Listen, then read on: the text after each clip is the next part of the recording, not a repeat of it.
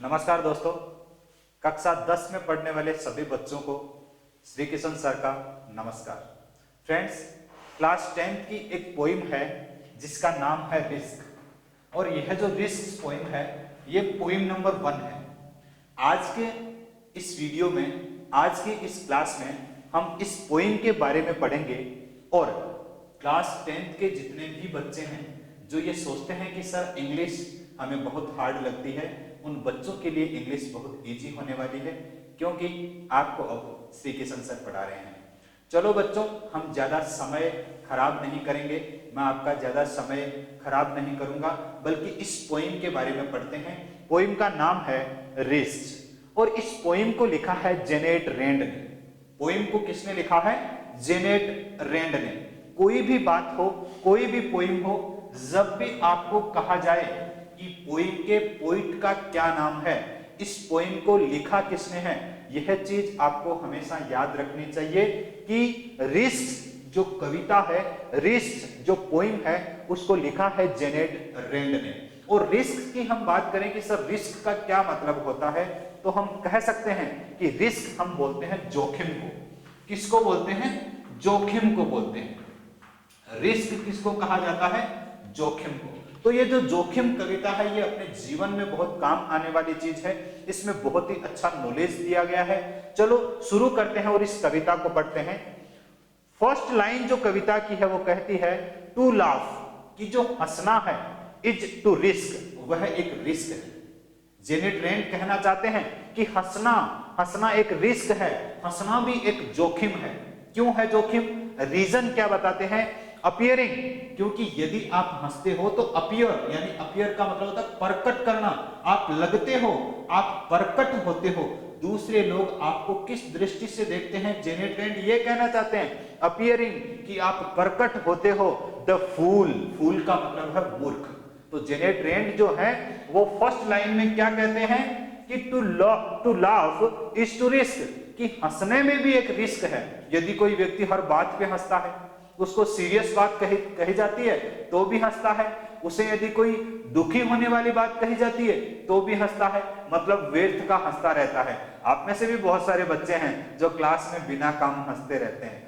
सुनो, यदि आप हंसते हो तो यह एक रिस्क है, आप एक जोखिम उठा रहे हो। क्यों? क्योंकि हो सकता है लोग आपको मूर्ख समझे, हो सकता है आप मूर्ख लगो।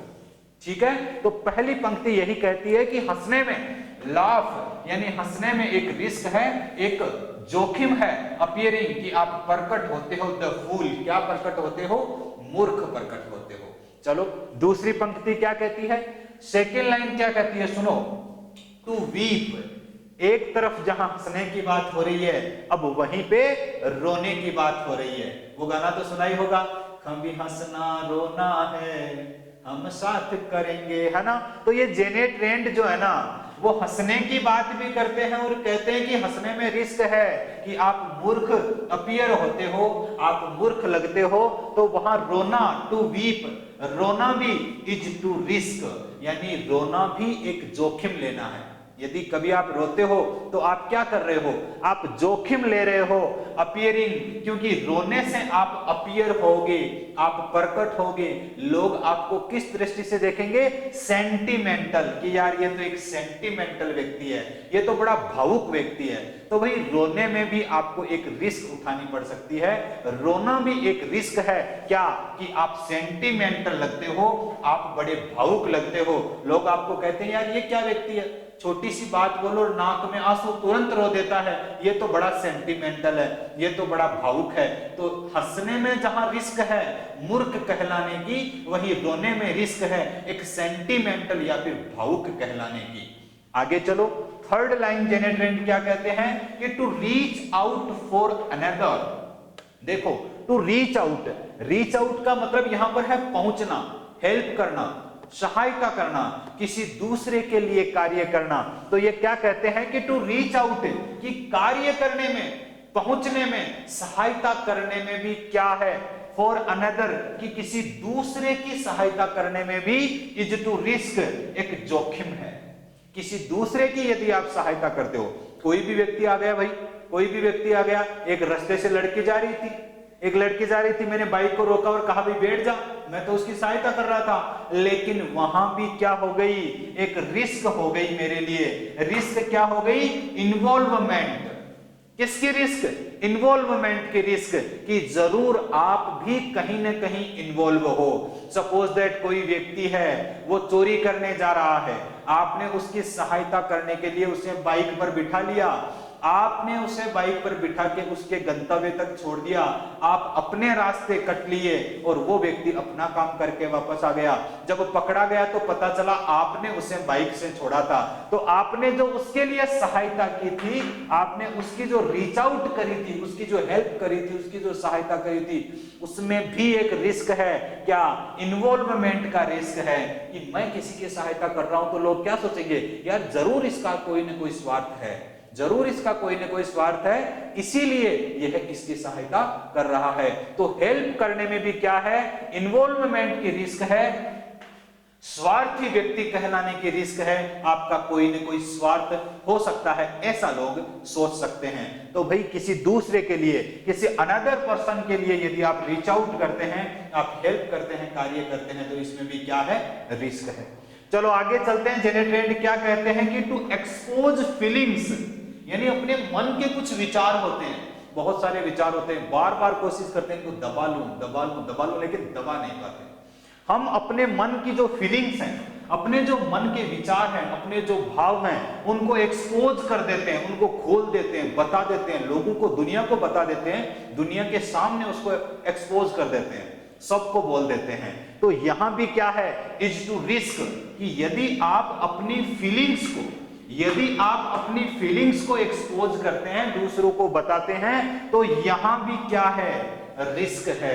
जेनेट रेंड कहते हैं यह कार्य करने में भी रिस्क है, किसका, एक्सपोजिंग योर ट्रू सेल्फ, कि इसमें रिस्क कैसा है, कि आप अपनी जो ट्रू सेल्फ है, आप अपनी जो सच्चाई है, आप अपने जो सीक्रेट्स हैं, उन सीक्रेट्स को क्या कर रहे हैं, एक्सपोज कर रहे हैं। आप अपनी सच्चाई को दुनिया को बता रहे हैं, आप अपनी हकीकत को दुनिया को बता रहे हैं। तो कवि जेनेट रेंड कहते हैं कि आप यदि अपनी फीलिंग्स को एक्सपोज करते हैं, तो यहां भी आपकी ट्रू सेल्फ का आउट होना या फिर ट्रू सेल्फ का एक्सपोज होना, यह भी आपके लिए एक रिस्क है। तो कभी अपने फीलिंग्स जो हैं, उन फीलिंग्स को दूसरे के सामने बताने से पहले विचार करना चाहिए कि कहीं ना कहीं मैं ये रिस्क तो नहीं ले रहा।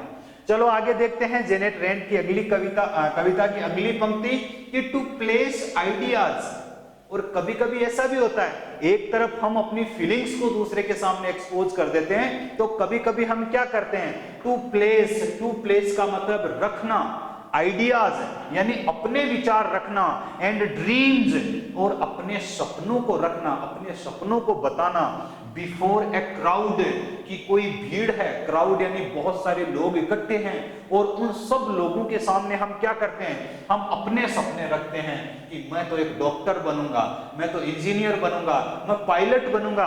अपने आइडियाज रखते हैं कि आपको ऐसा करना चाहिए, आपको माता पिता का सम्मान करना चाहिए, ठीक है, आपको ये बिजनेस करना चाहिए। हम अपने विचार देने लग जाते हैं, हम अपने आइडिया और अपने ड्रीम्स को उस क्राउड, उस भीड़ के सामने बताने लग जाते हैं। तो यहां भी कवि जेनेट रेंड कहते हैं कि इट इज टू रिस्क, इसमें भी रिस्क है, यह भी एक रिस्क है। क्या रिस्क है, यह क्या जोखिम है, बीइंग कॉल्ड नाइव, कि लोग आपको नाइव कह सकते हैं, लोग आपको मूर्ख कह सकते हैं। यहां भी लोग आपको क्या कहेंगे, मूर्ख कहेंगे। किस लिए मूर्ख कहेंगे, कि आप अपने आइडियाज को, अपने ड्रीम्स को उस भीड़ के सामने रख रहे हैं, आप अपने सपनों को सबके सामने ओपन कर रहे हैं। तो यहां भी आपको मूर्ख कहलाने का क्या है, एक रिस्क है। हर काम में क्या बता रहे हैं, रिस्क बता रहे हैं। जो भी कार्य आप करते हो, हर कार्य में क्या है, रिस्क है। चलो और देखते हैं कि टू लव, यदि हम प्रेम करते हैं, हम प्यार करते हैं, जो शायद आपको ज्यादा ही होता है, इज टू रिस्क, इसमें भी रिस्क है। यदि कोई लव करता है, प्रेम करता है, तो यह भी एक रिस्क है।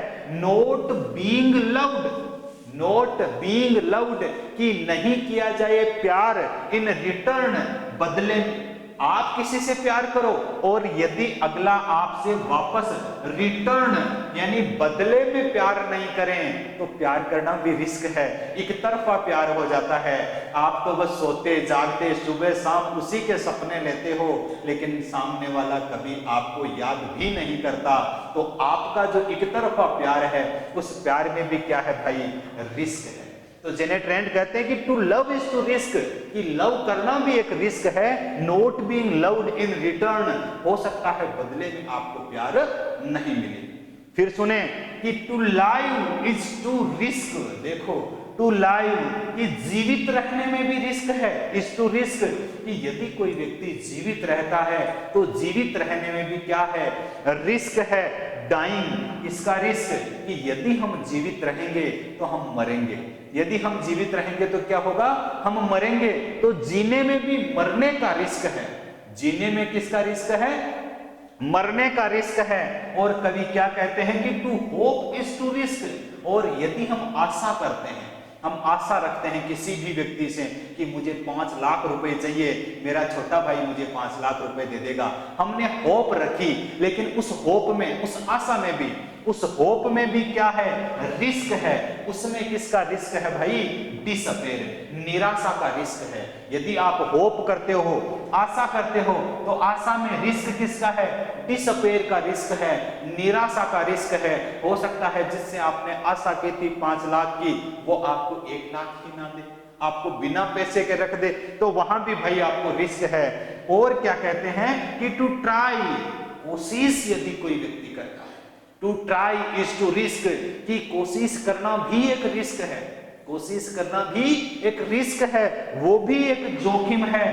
फेलर, कोशिश करने में किसकी जोखिम है, फेलर की, असफलता की, कि यदि आप कोशिश कर रहे हो सफल होने के लिए, यदि आप कोशिश कर रहे हो सक्सेस होने के लिए, हो सकता है आपको फेस करना पड़े फेलर को, हो सकता है आपको फेस करना पड़े असफलता को। तो यहां कवि जेनेट रेंड कहते हैं कि आप हंसते हो तो किसका रिस्क है, कि आप मूर्ख कहलाए जा सकते हो। यदि आप वीप, रोते हो तो रिस्क है कि लोग आपको सेंटिमेंटल कह सकते हैं। यदि आप रीच आउट फॉर अनदर, किसी दूसरे की सहायता कर सकते हो, तो हो सकता है लोग ये समझे कि आपका उसमें कोई न कोई इन्वॉल्वमेंट है, यह भी एक रिस्क है। कभी कहते हैं कि expose feelings is to risk, कि यदि अपनी फीलिंग्स को आप एक्सपोज करते हो तो आप अपनी ट्रू सेल्फ को एक्सपोज कर रहे हो, यह एक रिस्क है। To place ideas and dreams before a crowd, और यदि किसी भीड़ के सामने आप अपने आइडियाज, अपने ड्रीम्स को प्लेस करते हैं, रखते हैं, तो यह भी एक रिस्क है। बीइंग कॉल्ड नाइव, कि लोग आपको मूर्ख कह सकते हैं, मूर्ख होने का यहाँ पर रिस्क है। To love is to risk not being loved in return, यदि किसी से प्यार करते हो तो बदले में प्यार नहीं होने का रिस्क है। To live is to risk dying, जीवित रहने में मरने का रिस्क है। To hope is to risk disappear, आशा करने में निराशा का रिस्क है। To try is to risk failure, और कोशिश करने में असफलता का रिस्क है। तो कवि जेनेट रेंड इस कविता के इस पार्ट में कहते हैं, कविता के इस पार्ट में कहते हैं कि कोई भी कार्य जो व्यक्ति करता है उस व्यक्ति के लिए वो क्या है, रिस्क है। चलो दोस्तों, यह इस पोएम का फर्स्ट पार्ट था जो हमने कंप्लीट किया, इसका मीन हमने देखा। नेक्स्ट जो पार्ट रहेगा उस पार्ट में हम देखेंगे कि एक तरफ जहां कवि एकदम निराशा भरी बातें कर रहा है, कहता है कि हर कार्य में रिस्क है, तो सेकंड पार्ट में वो क्या कहेगा देखते हैं अगले पार्ट में। तब तक के लिए नमस्कार। तो दोस्तों, रिस्क जो पोएम है, इस पोएम को लिखा जेनेट रेंड ने, और इसका फर्स्ट पार्ट हम कंप्लीट कर चुके थे, जिसमें हमने देखा था कि कवि जेनेट रेंड हमें कहते हैं कि जो भी कार्य हम करते हैं उस हर कार्य में कोई न कोई रिस्क है। चलो दोस्तों, अब हम देखते हैं कि पोएम के सेकंड पार्ट में कवि जेनेट रेंड हमें क्या समझाना चाहते हैं। देखिए, सेकंड यदि पार्ट हम देखते हैं तो शुरुआत होती है फर्स्ट पार्ट में, जहां हमें वो कहते हैं कि हर कार्य में रिस्क है, चाहे आप हंसते हो रिस्क है, रोते हो रिस्क है, किसी और की सहायता करते हो रिस्क है, प्यार करने में रिस्क है, आपका जीने में रिस्क है, आप कुछ भी करो, in every work there is an risk. तो हर कार्य में रिस्क है ऐसा कवि जेने ट्रेंड कहते हैं, लेकिन सेकंड पार्ट में कवि जेने ट्रेंड क्या कहते हैं सुने, बट लेकिन रिस्क मस्ट बी टेकन। देखो पहले वो हमें डरा रहे थे कि जितने भी कार्य हम करते हैं हर कार्य में रिस्क है, लेकिन अब क्या कहते हैं, बट लेकिन रिस्क जो जोखिम है मस्ट बी टेकन, वो ली जानी चाहिए, आपको जोखिम लेनी चाहिए। यदि इस दुनिया में आए हो तो आपको जोखिम लेनी ही है। कौन कहते हैं, कवि जेने ट्रेंड ही कहते हैं। पहले हमें डराया और अब वापस कह रहे हैं कि मैं तो इसे मजा ले रहा था, मैं तो मजे ले रहा था, मैं तो झूठ में डरा रहा था कि हर कार्य में रिस्क है। फिर भी आपको रिस्क लेनी चाहिए, बिकॉज क्योंकि द ग्रेटेस्ट हेजार्ड, हेजार्ड का मतलब होता है खतरा, हेजार्ड का मतलब क्या होता है, खतरा, और ग्रेटेस्ट का मतलब होता है सबसे बड़ा। ग्रेटेस्ट का क्या मतलब है, सबसे बड़ा। कवि जेने ट्रेंड कहते हैं but risk must be taken, लेकिन रिस्क ली जानी चाहिए, बिकॉज क्योंकि द ग्रेटेस्ट हेजार्ड, की जो सबसे बड़ा खतरा होता है, जो सबसे बड़ी जोखिम होती है इन लाइफ, जीवन में, इज वो है टू रिस्क नथिंग, कोई भी रिस्क नहीं लेना। सुनना समझना इसको, कि जीवन में यदि सबसे बड़ी कोई रिस्क है तो वो यह रिस्क है कि हम कोई रिस्क नहीं लेते। हम हर कार्य से डरते हैं कि मैं तो नहीं हंसूंगा, लोग मुझे मूर्ख समझेंगे, मैं तो नहीं रोऊंगा, लोग मुझे सेंटिमेंटल समझेंगे, मैं तो किसी की सहायता नहीं करूंगा, लोगों को लगेगा कि मैं उसके कार्य में इन्वॉल्व हूं, मैं तो प्यार नहीं करूंगा, हो सकता है अगला मुझसे प्यार नहीं करे, मैं तो जीना ही नहीं चाहता क्योंकि मरने का रिस्क है, मैं कोशिश नहीं करूंगा क्योंकि हारने का रिस्क है, असफलता का रिस्क है। कवि कहते हैं कि हमें रिस्क लेना चाहिए क्योंकि सबसे बड़ा रिस्क यही है कि हम कोई रिस्क नहीं लेते। सबसे बड़ा हेजार्ड, सबसे बड़ा खतरा यही है, हमें कोई ना कोई रिस्क लेनी चाहिए। क्या कहते हैं आगे कवि, कि द पर्सन, कि वह व्यक्ति, हु रिस्क, जो रिस्क लेता है, वह व्यक्ति जो रिस्क लेता है, जो जोखिम लेता है, जो खतरा उठाता है, नथिंग, कुछ भी नहीं। ये लोग साहब पलट गए कवि, तो क्या कह रहे हैं कि द पर्सन, वह व्यक्ति, हु रिस्क नथिंग, जो कभी रिस्क नहीं लेता, कोई भी रिस्क नहीं लेता, किसी भी कार्य की रिस्क नहीं लेता है, उस व्यक्ति के बारे में बात हो रही है जो हर कार्य से डरता है, जो रिस्क नहीं लेता है। वह व्यक्ति डज नथिंग, वह व्यक्ति कुछ भी नहीं करता, वह कुछ भी नहीं करता है। हेज नथिंग, उस व्यक्ति के पास कुछ होता ही नहीं है। डज नथिंग का मतलब वह व्यक्ति कुछ नहीं करता है। हेज नथिंग, उस व्यक्ति के पास कुछ भी नहीं होता है। किस व्यक्ति के पास, जो व्यक्ति रिस्क नहीं लेता है उस व्यक्ति के पास में कुछ नहीं होता है, वह व्यक्ति कुछ नहीं करता है। डज नथिंग का मतलब कुछ नहीं करता है, हेज नथिंग का मतलब उसके पास में कुछ नहीं होता है। इज नथिंग, वह व्यक्ति स्वयं भी, वह व्यक्ति स्वयं भी कुछ नहीं होता है। इज नथिंग का मतलब वह व्यक्ति स्वयं भी कुछ नहीं होता है। एंड बिकम्स नथिंग, न तो वह कुछ होता है, एंड बिकम्स, और न ही वह कुछ बनता है। ध्यान दो कि द पर्सन, वह व्यक्ति, हु रिस्क्स नथिंग, जो किसी भी चीज की रिस्क नहीं लेता, डज नथिंग, वह कुछ नहीं करता, हेज नथिंग, उसके पास में कुछ नहीं होता, इज नथिंग, वह व्यक्ति कुछ नहीं होता, एंड बिकम्स नथिंग, और वह व्यक्ति कुछ भी नहीं बनता, बनता भी नहीं है। आगे देखना, दे मे अवॉइड सफरिंग एंड सोरो। देखो बेटा, सफरिंग और सोरो का क्या मतलब है, दुख। जैसे सफरिंग को हम कह सकते हैं पीड़ा, सफरिंग का क्या मतलब होता है, पीड़ा। सोरो का मतलब क्या होता है, दुख। अवॉइड का क्या मतलब होता है, त्यागना या नकारना, त्यागना या नकारना। तो हो सकता है, देखो क्या, दे, वे कौन, वे कौन, the person who risks nothing, कि वह व्यक्ति जो रिस्क नहीं लेता है, उन लोगों की बात हो रही है। दे में अवॉइड, कि वो नकार सकते हैं, वो बच सकते हैं, सफरिंग, पीड़ाओं से बच सकते हैं, एंड सोरो, और दुखों से बच सकते हैं। हो सकता है कि जो व्यक्ति रिस्क नहीं लेते, जो काम करने से डरते हैं, वो दुख और पीड़ा से बच जाए। क्योंकि काम करने पर तो पीड़ा होगी, काम करने पर तो दुखी भी हो सकता है व्यक्ति, काम करने पर तो उसे बहुत सारी समस्याओं का सामना करना पड़ सकता है। तो कवि कहते हैं कि जो व्यक्ति रिस्क नहीं लेता है, हो सकता है कि वो व्यक्ति बच जाए, अवॉइड कर दे, नकार दे, किसको? सफरिंग यानी पीड़ाओं को, और सोरो यानी दुख को नकार दे, ऐसा हो सकता है। बट लेकिन वे कौन?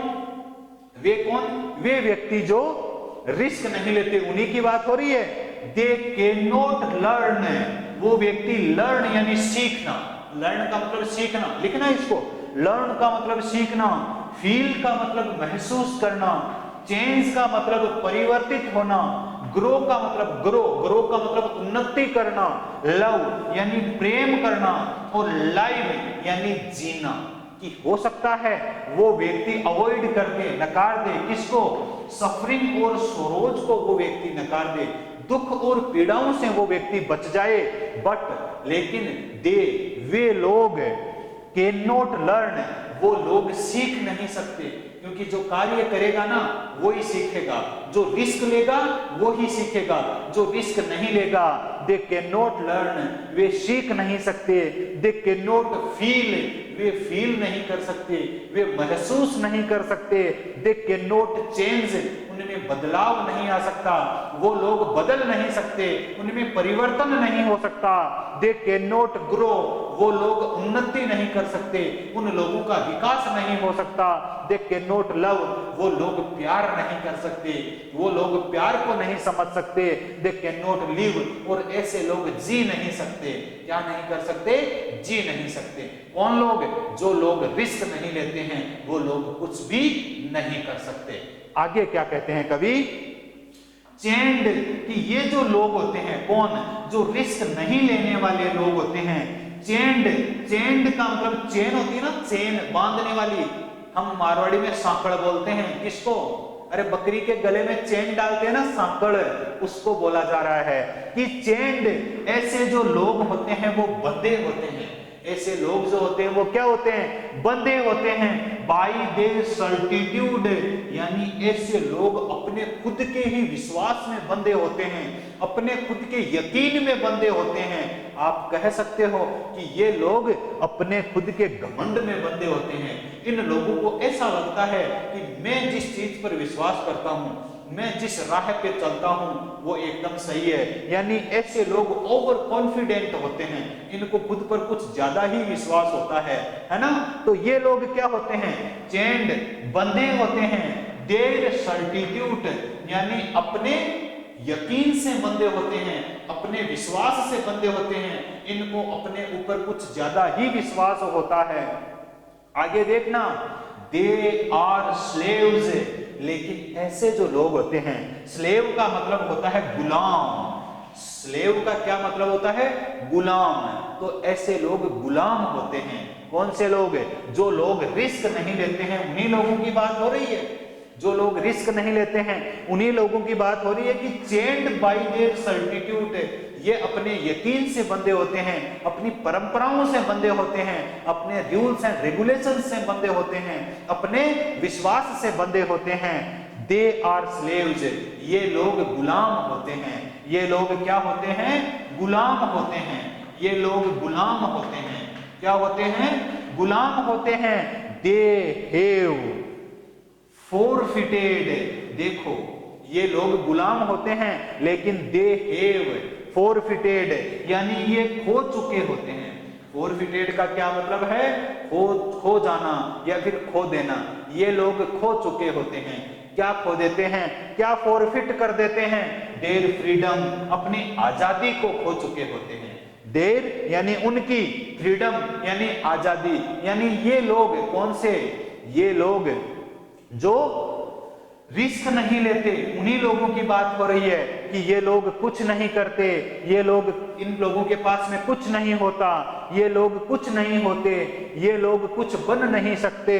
ठीक है, ये क्या करते हैं? ये सफरिंग और सोरो यानी दुख और पीड़ाओं को अवॉइड तो कर सकते हैं, नकार तो सकते हैं, बट लेकिन दे कैन नॉट लर्न, ये सीख नहीं सकते, कैन नॉट फील, ये महसूस नहीं कर सकते, कैन नॉट चेंज, ये परिवर्तन नहीं कर सकते, कैन नॉट ग्रो, इनका उत्थान नहीं हो सकता, विकास नहीं हो सकता, लव, ये प्यार नहीं कर सकते, लिव, ये जी नहीं सकते, चेन्ड बाय देयर सर्टिट्यूड, ये अपनी परंपराओं से, अपने यकीन से, अपने विश्वास से बंधे होते हैं, दे आर स्लेव्स, ये सारे के सारे लोग क्या होते हैं जो रिस्क नहीं लेते, वो लोग गुलाम होते हैं, स्लेव होते हैं, दे हैव फॉरफिटेड, और ये खो चुके होते हैं, क्या खो चुके होते हैं, ये अपनी फ्रीडम को, अपनी आजादी को खो चुके होते हैं, ये लोग आजाद नहीं होते, किस लिए आजाद नहीं होते, क्योंकि ये लोग रिस्क नहीं लेते हैं, तो ये लोग कुछ कर भी नहीं सकते, इसीलिए ये अपनी आजादी को खो चुके होते हैं, फॉरफिट कर चुके होते हैं, ओनली ए पर्सन, और एंड में कवि जेनेट रैंड क्या कहता है, सुनो, एंड में कवि जेनेट रैंड बड़ी अच्छी बात बोलता है कि ओनली ए पर्सन, कि केवल एक वह व्यक्ति, हु रिस्क, जो क्या करता है, हु यानी जो, रिस्क यानी जो रिस्क लेता है, जो जोखिम उठाता है, इज वह है, ट्रूली एक सच्चा, फ्री यानी आजाद, यानी वास्तव में, ट्रूली फ्री यानी वास्तव में आजाद कौन है, आजाद वह व्यक्ति है, फ्री वह व्यक्ति है, इंडिपेंडेंट वह व्यक्ति है जो रिस्क लेता है। तो एक तरफ इसके पहले पार्ट में जहां कवि जेनेट रैंड ने हमें यह कहा कि जीवन के हर कार्य में रिस्क है, वहीं सेकंड पार्ट में कवि कहते हैं कि हो सकता है जीवन के हर कार्य में रिस्क हो, लेकिन फिर भी हमें रिस्क लेनी चाहिए, हमें रिस्क लेनी चाहिए, क्योंकि जो रिस्क नहीं लेता वो व्यक्ति न तो कुछ होता है और न ही अपने जीवन में कुछ कर सकता है, वो व्यक्ति तो एक गुलाम की भांति होता है, वो व्यक्ति तो फ्री, आजाद होता ही नहीं है। आजाद व्यक्ति तो कौन होता है, आजाद तो वह व्यक्ति होता है जो रिस्क लेता है, जो जोखिम उठाता है। इसीलिए प्यारे बच्चों, क्लास 10th की ये पोइम जो है वो केवल इसलिए नहीं दी है कि आप इसको पढ़ो, इसके क्वेश्चंस याद करो, इसके एक्सप्लेनेशन याद करो, इसका कॉन्टेक्स्ट, रेफरेंस याद करो और अपने अच्छे नंबर लेकर आ जाओ। केवल इसीलिए नहीं है, ये पोइम हमें सिखाती है कि हमें अपने जीवन में रिस्क लेना चाहिए। बहुत सारे बच्चे सोचते हैं यार मैं कैसे याद करूंगा, मुझे लेसन याद ही नहीं होता, मुझे इस पोइम का हिंदी मीनिंग नहीं आता, मुझे इस पोइम को एक्सप्लेन करना नहीं आता, मैं नहीं सीख सकता। बट आपको रिस्क लेनी चाहिए, आपको रीड करना चाहिए, इस एक ही वीडियो को 2-3 बार पढ़ना चाहिए, सर की एक बात को सुनना चाहिए, हर शब्द को, हर वर्ड को सुनना चाहिए, और फिर आप पाओगे कि हाँ यार, यदि व्यक्ति रिस्क लेता है तो वह 101% सफल होता है। चलो दोस्तों, नमस्कार। आशा है कि कविता आपको बहुत ही अच्छे से समझ में आई होगी। यह अपनी पहली क्लास थी और अगली जो क्लास होगी उस क्लास में, यानी पहली क्लास का मतलब पहली क्लास के 2 पार्ट हो गए अपने, और अगली जो क्लास होगी उस क्लास में इसके क्वेश्चन एंड आंसर हम करेंगे। तब तक के लिए नमस्कार।